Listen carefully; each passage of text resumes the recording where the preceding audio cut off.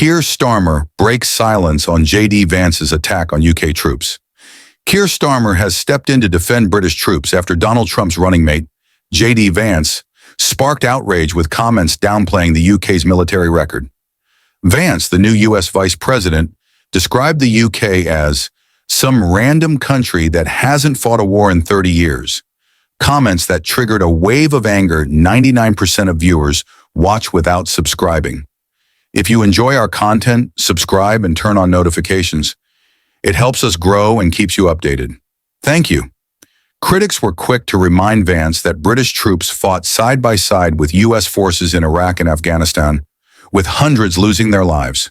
Under fire, Vance later insisted he wasn't specifically referring to the UK and accused his critics of absurd dishonesty. Keir Starmer's official spokesman stopped short of calling Vance disrespectful, but made clear the Prime Minister and the entire country have immense admiration for British troops. He highlighted their courage and sacrifice in Iraq and Afghanistan, saying they defended not only Britain's national interests, but global security alongside allies like the United States. Starmer's spokesman added the government remains focused on ensuring British security and progressing towards lasting peace in Ukraine. When pressed on whether Vance's remarks were insulting, the spokesman repeated praise for UK forces who served in recent conflicts.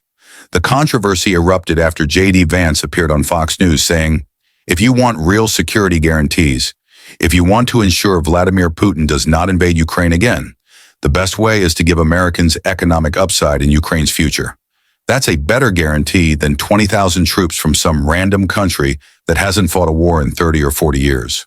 Facing furious backlash, Vance claimed he wasn't targeting the UK or France, acknowledging both countries' bravery alongside US troops over the past 2 decades.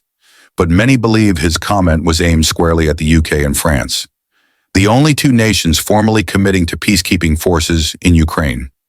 Former Veterans Minister Johnny Mercer hit back hard, calling Vance a clown. Mercer, himself a combat veteran, said Vance had the luxury of serving as a Marine Corps journalist, writing articles and taking photos, while others risked their lives following U.S. foreign policy decisions. Mercer said if Vance had gotten his hands dirty alongside American and British troops, he might show more respect. Shadow Defense Secretary James Cartlidge reminded Vance that NATO's Article 5, the cornerstone of the alliance's mutual defense, was invoked for the first time after 9/11, bringing UK and French troops to Afghanistan. Thousands of British personnel deployed, including Cartledge's own brother and several MPs past and present. He called Vance's dismissal of their sacrifice deeply disrespectful. Ex-Armed Forces Minister James Heapy, himself a veteran, said his proudest moments were serving alongside American and French forces. He called it sad to see that relationship reduced to such comments. Tory MP and former Army officer Ben Obispejekte also weighed in, pointing out that Vance admitted in his own memoir to escaping real combat as a Marine Corps journalist. In contrast, Obispejekte fought in intense operations in both Iraq and Afghanistan, including in direct response to NATO's Article 5 after 9/11. He called Vance's disrespect for British service personnel unacceptable. Labour MP David Taylor, who sits on the Commons International Development Committee, said Britain has proudly fought shoulder to shoulder with the US, with 457 British troops killed in Afghanistan alone. He called Vance's remarks shameful, but said they could never erase the sacrifices made or the deep gratitude Britain feels towards its troops. Liberal Democrat defense spokeswoman Helen Maguire, a former Royal Military Police captain who served in Iraq, accused Vance of trying to erase history. She personally witnessed British and American soldiers fighting side by side, and reminded Vance that 6 members of her own regiment never made it home from Iraq.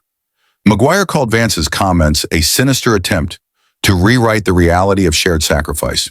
She demanded the UK's representative to the US, Peter Mandelson, formally request an apology from Vance. This growing diplomatic row raises questions not just about Vance's knowledge of history, but about the future of the special relationship itself.